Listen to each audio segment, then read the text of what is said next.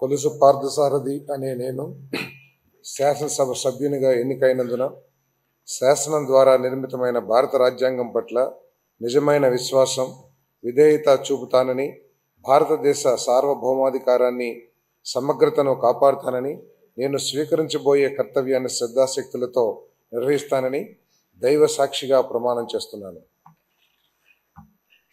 ఆంధ్రప్రదేశ్ శాసనసభ సభ్యుడైన కొలుసు పార్థసారథి అనే నేను సభ నియమాలకు కట్టుబడి ఉంటానని, వాటిని అనుసరిస్తానని, సభ మర్యాదలను పాటిస్తానని, సంప్రదాయాలను గౌరవిస్తానని దైవ సాక్షిగా ప్రమాణం చేస్తున్నాను.